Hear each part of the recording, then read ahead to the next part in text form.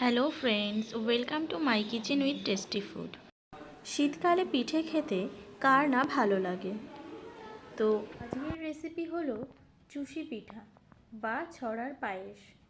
শুরু করার আগে আপনি যদি আমার চ্যানেলে প্রথমবার ভিজিট করছেন তাহলে চ্যানেলটাকে সাবস্ক্রাইব করার অনুরোধ রইল, আর পাশের বেল বাটনটাও প্রেস করে দেবেন যাতে করে নতুন নতুন রেসিপির নোটিফিকেশান সবার আগে পৌঁছে যেতে পারে। তো চলুন বেশি দেরি না করে শুরু করা যাক আজকের পর্ব। চুষি পিঠা বানানোর জন্য প্রথমেই চালের গুঁড়োটাকে সেদ্ধ করে নেব। কড়াইতে দিয়ে দিচ্ছি 3 কাপ মতো জল, দিয়ে দিচ্ছি সামান্য পরিমাণে লবণ। এবারে জলটাকে খুব ভালোভাবে ফুটতে দিতে হবে। জলটা ভালোভাবে ফুটে উঠেছে।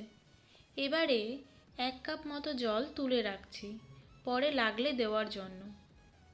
এবারে দিয়ে দিচ্ছি 1.5 কাপ মতো চালের গুঁড়ো। গুঁড়োটাকে দেওয়ার সময় এক হাত দিয়ে অল্প অল্প করে দিতে হবে এবং এক হাত দিয়ে এইভাবে নাড়তে থাকতে হবে। গ্যাসের আঁচটাকে এই সময় একদম লোতে রাখতে হবে।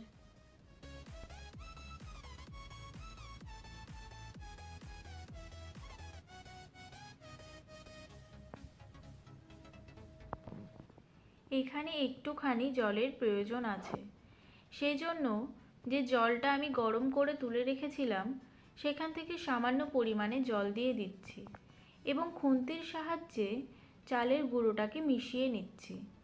এইভাবেই রান্না করে নেব 2 থেকে 3 মিনিট মতো। যখন দেখবেন চালের গুঁড়োটা এই রকম এক জায়গায় চলে আসছে এবং হাতেও লেগে যাচ্ছে না, তখন বুঝতে হবে গুঁড়োটা সম্পূর্ণরূপে রেডি হয়ে গেছে।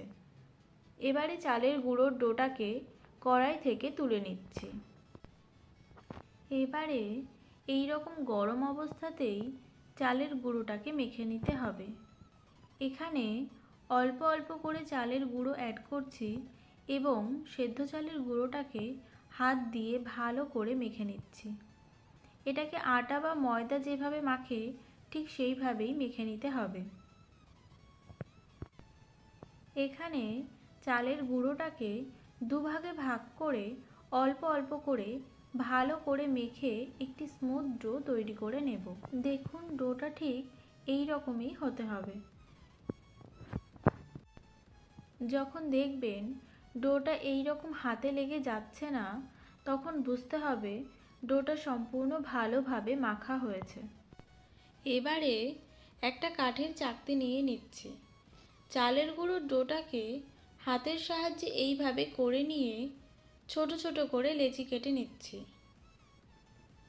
এবারে সব লেচিগুলোকে একটা বাটিতে রেখে একটুখানি ওপর থেকে চালের গুঁড়ো ছড়িয়ে রাখছি যাতে করে ডোগুলো একটার সঙ্গে একটা লেগে না যায়।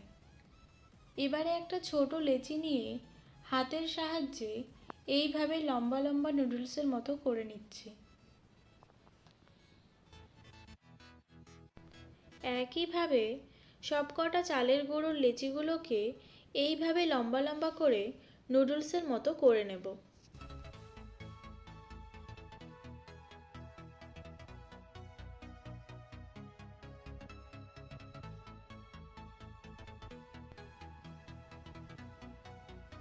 সবকটা লেচিকে এই রকম নুডলসের মতো করা হয়ে গেছে। এবারে এই চালের গুঁড়োর নুডলস থেকে ছোট ছোট করে চুষি কেটে নেব। এবারে এখান থেকে এই রকম একটা চালের গুঁড়োর নুডলস নিয়ে এক হাত দিয়ে এইভাবে ধরতে হবে এবং এক হাত দিয়ে এইভাবে কেটে নিতে হবে। এটা একটু সময় সাপেক্ষ ব্যাপার, সেজন্য অনেকটা সময় ধরেই এটাকে করে নিতে হবে। একইভাবে সবকটা চালের গুঁড়োর নুডলস থেকে আমি ছোট ছোট করে চুষি কেটে নেব।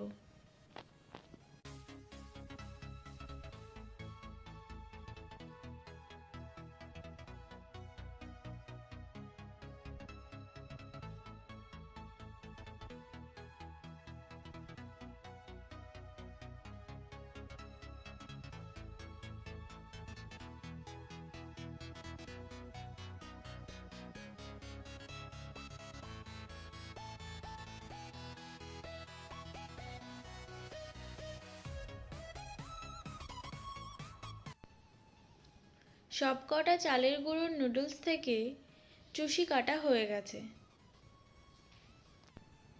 এবারে এখানে 1 লিটার মতো দুধকে ভালো করে ফুটিয়ে নিয়েছি। দুধটা খুব ভালোভাবে ফুটে উঠেছে। এবারে এখান থেকে হাফ কাপ মতো দুধ তুলে নিচ্ছি। দিয়ে দিচ্ছি 1/4 কাপ মতো পাউডার মিল্ক। এবারে এই পাউডার মিল্কটাকে ভালো করে মিক্স করে নিচ্ছি এবং দিয়ে দিচ্ছি দুধের ভেতরে। এবারে ভালো করে একটি স্প্যাচুলার সাহায্যে নেড়ে দিয়ে দিচ্ছি হাফ কাপ মতো নলেন গুড়। এখানে মিষ্টিটা আপনারা আপনাদের ইচ্ছে মতো কম বা বেশি দিতে পারেন। এবারে গুড়টাকে দুধের সঙ্গে ভালো করে মিশিয়ে দিয়ে দিচ্ছি সামান্য পরিমাণে লবণ এবং ফুটতে দেব 3 থেকে 4 মিনিট মতো।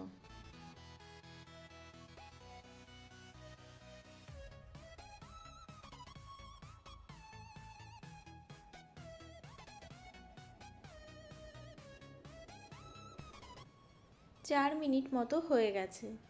এবারে চুষিগুলোকে দিয়ে দিচ্ছি। এখানে চুষিগুলোকে ওপর দিয়ে দিতে হবে, কারণ নিচে যে চালের গুঁড়োটা আছে এটাকে বাদ দিয়ে দেব। এটাকে দিলে পরে দুধটা খুব তাড়াতাড়ি ঘন হয়ে আসবে। এবার একটি স্প্যাচুলার সাহায্যে হালকাভাবে নাড়িয়ে দিচ্ছি এবং হতে দেব 6 থেকে 7 মিনিট মতো।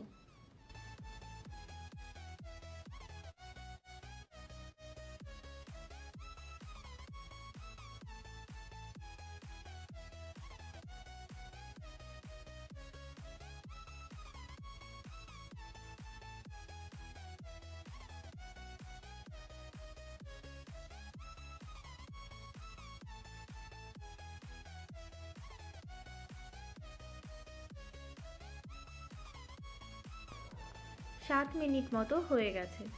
ঠিক এই রকম অবস্থায় গ্যাসের ফ্লেমটাকে অফ করে দিচ্ছি। এর থেকে বেশি সময় ধরে ফোটালে পিঠাটা যখন ঠান্ডা হবে শক্ত হয়ে যেতে পারে। ব্যাস তৈরি হয়ে গেল চুষি পিঠা বা ছড়ার পায়েস।